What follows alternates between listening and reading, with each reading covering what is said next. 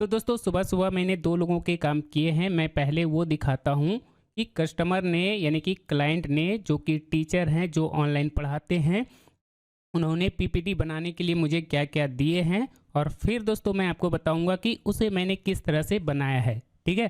पहले तो आपको काम देखना पड़ेगा कि काम कैसे होता है और क्या उधर से मिलता है इनपुट में, और आउटपुट में हम क्या बनाकर देते हैं। ठीक है? ठीक है, इन्होंने सिर्फ जो है इतनी बातें लिख करके हमें दी थी। इनपुट में सिर्फ हमारे पास जो डाटा था वो मात्र इतना था, लेकिन इसका आउटपुट कैसा बनाया है वो मैं आपको दिखाता हूँ। ठीक है, ये तो आपने देख लिया कि डाटा उधर से क्या इनपुट में मिला था और पेमेंट कितना हुआ था। ठीक है, अब 150 में क्या काम हो सकता है, 150 के जितना मैंने काम किया है या उससे ज़्यादा कीमत की काम किया है, वो दोस्तों काम देखने के बाद आपको पता चलेगा। ठीक है, लोग ऐसे ही पैसे नहीं देते हैं, उनके लिए काम करना पड़ता है और बेहतर काम करके देना पड़ता है, तब जा कर के दोस्तों लोग जो है आपसे बार बार काम करवाते हैं। ठीक है, तो दोस्तों ये हमने उनको पीपीटी बनाकर दिया है। तो चलिए मैं आपको थोड़ा सा इसे दिखा देता हूँ। ठीक है, तो ये मैं ओपन कर लेता हूँ। जो उन्होंने इनपुट दिया था उसी को दोस्तों बस हमने क्या किया है, सजाया है, उसको बेहतर तरीके से डिजाइन किया है। तो डिजाइन दिखाता हूँ, मैं स्लाइड शो पे आता हूँ और यहाँ पे दोस्तों मैं फ्रॉम बिगनिंग पे क्लिक करके इसे प्ले करता हूँ। तो इस तरह से दोस्तों सबसे पहले हमने पहली स्लाइड को इस तरह से डिजाइन किया है। ठीक है, हमारा जो पहला स्लाइड है उसे हमने इस तरह से डिजाइन किया है। ठीक है, अब दोस्तों जैसे ही हम लोग नेक्स्ट करते हैं, ठीक है, स्पेस की या एंटर की प्रेस करते हैं, तो यहाँ पे कुछ इस तरह से चीज़ें आती है हमारे सामने। ये देखिए कुछ इस तरह से। ठीक है, और बाकी चीज़ें तो दोस्तों आप देख सकते हैं कि ये जो डिज़ाइन बना है ये कैसा बना है। तो पहला तो ये हो गया, फिर वो इस चीज़ को एक्सप्लेन करेंगे कि आज की इस वीडियो में हम क्या जो है डिस्कस करने वाले हैं, क्या पढ़ाने वाले हैं, क्या पढ़ने वाले हैं, वगैरह वगैरह। ठीक है, उसके बाद दोस्तों यहाँ पे हम लोग नेक्स्ट करेंगे। उसके बाद जो 5 सूत्र हैं, ठीक है, वो जो 5 सूत्र हैं उसे इस तरह से एक्सप्लेन करेंगे। तो यहाँ पे देखिए हमने चीज़ों को जो है हाईलाइट किया है, यानी कि पहला जो एस है उसका क्या मतलब होता है उसे हमने हाईलाइट किया है। फिर दोस्तों जैसे ही हम लोग एंटर प्रेस करेंगे तो इसे हम लोग क्या करेंगे, मतलब इस तरह से ये टाइप होता हुआ दिखने लग जाएगा, और उसके बाद दोस्तों इसे हम लोग एक्सप्लेन करेंगे, अपने स्टूडेंट को बताएंगे कि ये चीज़ें ज़रूरी है। ठीक है, तो इस तरह से हो जाएगा पहला स्लाइड। फिर हम लोग दूसरे वर्ड को एक्सप्लेन करेंगे। हमारा जो दूसरा वर्ड है बी, तो इस तरह से हम लोग इसे एक्सप्लेन करेंगे। ठीक है, तो दूसरा क्या है, उसका मतलब क्या हुआ, ये सारी चीज़ें तो दोस्तों स्क्रीन पर आप देख ही रहे हैं, इसे मैं नहीं पढ़ा रहा हूँ, इसे मुझे नहीं समझाना है। बाकी जैसे ही एंटर की प्रेस करेंगे तो यहाँ पे चीज़ें लिखना स्टार्ट हो जाएगा, टाइपिंग होना स्टार्ट हो जाएगा, और उसके बाद इसे हम लोग पढ़ेंगे, एक्सप्लेन करेंगे। ठीक है, तो इस तरह से दोस्तों हमने चीज़ों को जो है छोटा छोटा करके डिजाइन किया है। इस तरह से दोस्तों हमने चीज़ों को बनाया है, और ये चीज़ें दोस्तों सिर्फ सीखने से नहीं बनती है, ये दोस्तों एक्सपीरियंस से बनता है। जब दोस्तों आप धीरे धीरे काम करना स्टार्ट करते हैं, जब दोस्तों डेली आप प्रैक्टिस करते हैं, उसके बाद दोस्तों इस तरह की जो है आउटपुट आप बनाकर दे पाते हैं, इस तरह का काम आप कर पाएंगे। ठीक है, तो ये सारी चीज़ें आपको समझ में आ गया कि चीज़ों को कैसे हमने डिजाइन किया है, यानी कि एक एक वर्ड को जो है हमने अलग अलग स्लाइड में रखा है और इस तरह से चीज़ों को डिजाइन करके उनको दिया है।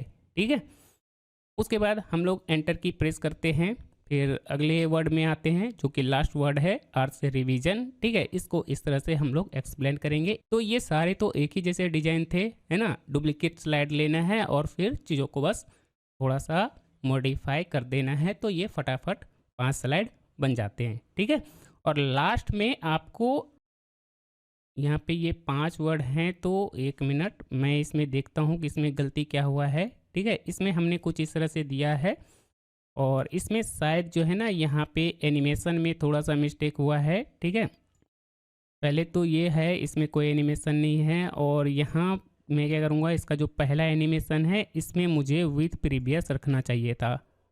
ठीक है, चलिए अब मैं इस स्लाइड पे आता हूँ और मैं स्लाइड शो पे क्लिक करता हूँ और यहाँ से मैं प्ले करता हूँ। ठीक है, यहाँ तक तो बिल्कुल हमारा जो है वैसा का वैसा ही है, जिस तरह से हमने पिछला जो है SBBNR को जिस तरह से एक्सप्लेन किया है, उसी तरह से दोस्तों यहाँ पे हमने R को एक्सप्लेन किया है, इस तरह से चीज़ों को डिजाइन किया है। ठीक है, इस तरह से ये हो गया। अब इसके आगे जो हमने किया है वो क्या किया है कि वो जो 5 सूत्र थे उसको एक ही स्लाइड में हमने डाल दिया है। ठीक है, यानी कि एक बार जो हमें क्या करना है, अपनी वीडियो में चीज़ों को समराइज कर देना है कि हमने जो इस वीडियो में जो बातें बताई है, वो जो 5 सूत्र बताए हैं, वो ये 5 सूत्र हैं।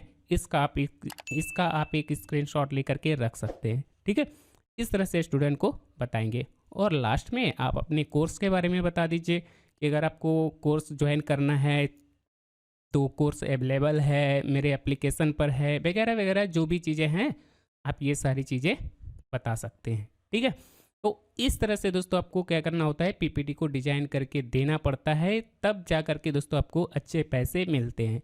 लेकिन लोग क्या करते हैं, जो डिज़ाइन मैंने बनाना सिखाया है सेम टू सेम वही डिज़ाइन बना देते हैं, अपने दिमाग से कुछ भी नया उसमें नहीं करते हैं, और जैसा मैंने बताया है वैसा भी उनसे नहीं बन पाता है, और कहते हैं कि मैंने पीपीटी बनाना सीख लिया है सर, मुझे काम दीजिए, मैं भी आपके साथ काम करना चाहता हूँ। तो दोस्तों ऐसा नहीं होता है। अगर कोई आपको पैसा देगा तो दोस्तों उसके बदले में आपको उसे काम करके देना होगा। जब दोस्तों आप काम करके देंगे तभी जा करके दोस्तों लोग पैसे आपको पे करेंगे। लोग कहते हैं कि बस 5-7 स्लाइड बनाने के 200 रुपये, इतना? भाई इसके ना 500 से भी कहीं ज़्यादा पेमेंट बनते हैं, लेकिन मैं तो सिर्फ मदद कर रहा हूँ, लोगों की हेल्प कर रहा हूँ। तो दोस्तों जो भी होता है, ठीक है, तो दोस्तों मैं इस तरह से छोटे छोटे अमाउंट में आपकी मदद कर देता हूँ। ठीक है, ठीक है, इनको जो है आउटपुट में क्या चाहिए, किस तरह का जो है ये डिज़ाइन बनाना चाहते हैं, मतलब इनको किस तरह का डिज़ाइन चाहिए, वो इन्होंने ऑडियो मैसेज के माध्यम से हमें समझाया है। फिर मैंने पूछा है कि हेडर और फुटर में क्या लिखना है, वो सारी चीज़ें इन्होंने लिख करके दिया है। ठीक है, तो इस तरह से दोस्तों ये सारी चीज़ें करके हमने इन्हें भेजा है। ठीक है, अब दोस्तों मैं आपको अपना काम दिखाता हूँ कि इनको जो मैंने काम करके दिया है वो 200 लायक है या नहीं है। ठीक है, इस काम का कोई 200 रुपये दे सकता है या नहीं दे सकता है। ठीक है, तो काम पहले देखिए। ठीक है, इनको जो मैंने बनाकर दिया है 200 रुपये में, इस पर काम करना कितना आसान है, इससे इनका कितना समय बच सकता है वो देखिए। मेरा हमेशा यही रहता है कि मैं लोगों का समय बचाऊं। तो समय कैसे बचेगा, जब हम इस तरह का काम करके अपने क्लाइंट को, यानी कि जो ऑनलाइन टीचिंग करते हैं उनको जब आप इस तरह का काम करके देंगे तो उनका जो है बहुत सारा समय बचेगा। कैसे बचेगा वो देखिए। जो ऑनलाइन टीचर हैं, जो ऑनलाइन पढ़ाते हैं, वो क्या करेंगे, इस तरह का कंटेंट किसी टाइपिस्ट से टाइप करवा लेंगे। ठीक है, किसी से टाइपिंग करवा लेंगे, या जो भी करवाए, जैसे भी करवाए, पहले MS वर्ड में अपना कंटेंट लेकर के आएंगे। ठीक है, फिर सवाल को सेलेक्ट करके हेडिंग 1 और ऑप्शन को सेलेक्ट करके हेडिंग 2। ये सारी चीज़ें तो दोस्तों मैंने ऑलरेडी आप लोगों को सिखाया है। उसके बाद दोस्तों मैंने आपको ये भी बताया है कि यहाँ पे आपको क्विक एक्सेस टूलबार में send to Microsoft power button add करना है। अगर आपको इसे डिटेल में सीखना है तो ये मैंने बताया हुआ है। तो दोस्तों इस वीडियो को देखने के बाद एंड स्क्रीन पे जो वीडियो आएगी उसे देख करके आप ये सारी चीज़ें अच्छे से सीख सकते हैं। ठीक है, तो ये हो गया। देखिए, जो हमें पेमेंट करते हैं तो दोस्तों अगर उनको ये सारी चीज़ें नहीं मालूम होती है तो दोस्तों मैं उनको एनीडेस्क ले करके उनके सिस्टम में ये सारी सेटिंग करके भी देता हूँ।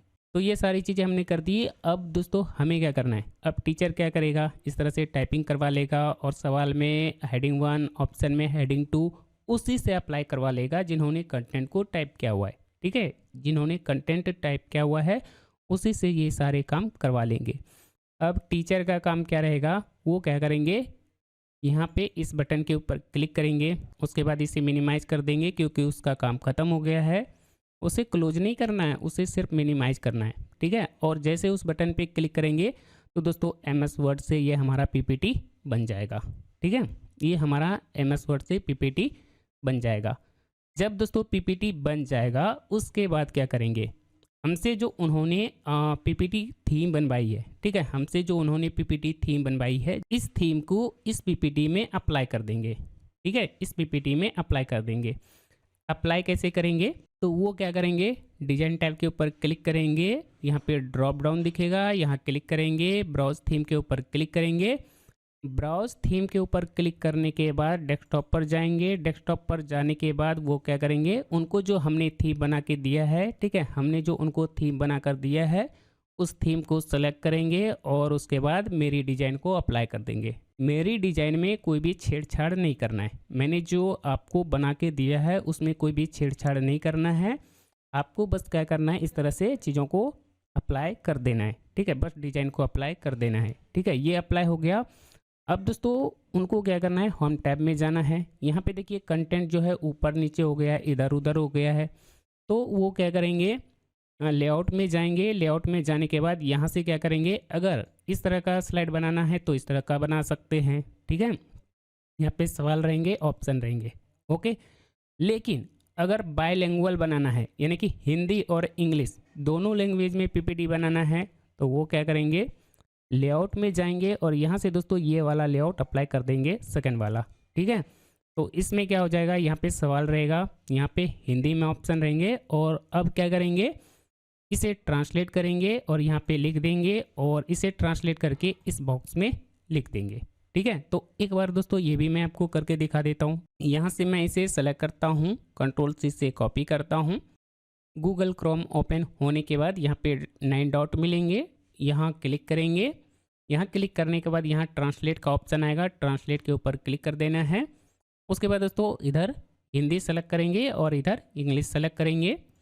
उसके बाद दोस्तों पीपीटी से जो हमने सवाल कॉपी किया है उसे यहाँ पेस्ट कर देना है। तो यहाँ पे दोस्तों ये ट्रांसलेट हो जाएगा। उसके बाद दोस्तों यहाँ से इसे कॉपी कर लेना है और उसके बाद हमें क्या करना है, यहाँ से पीपीटी में आना है और यहाँ दोस्तों क्लिक करना है, स्पेस दबाना है और यहाँ दोस्तों इसे पेस्ट कर देना है। तो हो गया दोनों लैंग्वेज में। अब दोस्तों हमें क्या करना है, इसे सेलेक्ट करना है, कॉपी करना है, अल्ट टैब प्रेस करके गूगल ट्रांसलेट में जाना है और यहाँ दोस्तों इसे पेस्ट करना है। तो यहाँ पे दोस्तों ये इंग्लिश में ट्रांसलेट हो जाएगा, इसे कॉपी कर देंगे और उसके बाद दोस्तों यहाँ इसे इस तरह से पेस्ट कर देंगे। तो ये बन गया बायलिंगुअल, है ना। अगर सिंगल लैंग्वेज में चाहिए तो वो क्या करेंगे, सभी स्लाइड को एक साथ सेलेक्ट करेंगे, कंट्रोल A से ऑल सेलेक्ट करेंगे, यानी कि किसी एक स्लाइड के ऊपर क्लिक करके कंट्रोल A से ऑल स्लाइड सेलेक्ट करेंगे, सभी स्लाइड को एक साथ सेलेक्ट करेंगे। पहले वाले को तो मैं छोड़ देता हूँ, बाकी सभी स्लाइड में मैं क्या करूँगा, ठीक है, बाकी सभी स्लाइड में मैं क्या करूँगा, लेआउट में जाऊँगा और यहाँ से दोस्तों मैं ये वाला लेआउट अप्लाई कर दूंगा, जिसमें कि दोस्तों सिंगल लैंग्वेज में जो है कंटेंट रहेगा, ये बायलिंगुअल नहीं रहेगा। मैंने आपको बता दिया कि अगर आपको दोनों लैंग्वेज में बनाना है तो दोनों लैंग्वेज में बना सकते हैं, अगर आपको एक ही लैंग्वेज में चाहिए तो आप इस तरह से बना सकते हैं, ठीक है। ये इतना तो आपको समझ में आ गया। यहाँ पे दोस्तों टाइमर भी लगा हुआ है, ठीक है, इसमें हमने टाइमर भी लगाए हैं क्योंकि उनका कहना था कि हमें टाइमर के साथ चाहिए, तो हमने इसमें टाइमर भी लगा के दिया है। अब देखिए इसका करेक्ट आंसर कैसे आएगा, मतलब कौन सा करेक्ट आंसर है उसके अकॉर्डिंग दोस्तों आपको ही इसमें मेहनत करके एनिमेशन अप्लाई करना होगा, ठीक है। कैसे अप्लाई करना है, जैसे कि ये हमारा सवाल है, मान लीजिए कि इसका B करेक्ट आंसर है, मान लेते हैं, है या नहीं है उससे हमें कोई लेना देना नहीं है क्योंकि मैं आपको वो नहीं बता रहा हूँ। मान लेते हैं कि इसका करेक्ट आंसर B है, तो हम लोग क्या करेंगे, B ऑप्शन को इस तरह से सेलेक्ट करेंगे और उसके बाद एनिमेशन में जाएंगे। एनिमेशन में जाने के बाद अब हमें क्या करना है, यहाँ ऐड एनिमेशन के ऊपर क्लिक करना है क्योंकि दोस्तों इसमें हमें एक एनिमेशन ऐड करना है। और ऐड एनिमेशन में जाने के बाद दोस्तों इसमें क्या करना है, ऑब्जेक्ट कलर एनिमेशन अप्लाई कर देना है, ऑब्जेक्ट कलर एनिमेशन अप्लाई कर देना है। और इसका कलर कैसा होना चाहिए, तो दोस्तों इसका कलर ग्रीन होना चाहिए। तो यहाँ पे दोस्तों मैं इफेक्ट ऑप्शन में जा करके ग्रीन कलर इसमें अप्लाई कर दूंगा, तो इस तरह से हमारा जो करेक्ट आंसर है वो ग्रीन हो जाएगा, ठीक है। इसमें हमने इस तरह से कर दिया। उसके बाद दोस्तों यहाँ पे हमें क्या करना है, स्टार्ट ऑन क्लिक नहीं करना है, यहाँ कर देना है आफ्टर प्रीवियस। आफ्टर प्रीवियस करने से क्या होगा कि जैसे ये टाइमर एंड होगा तो ये ऑटोमेटिक खुद से, ठीक है, खुद से जो है ये ग्रीन हो जाएगा।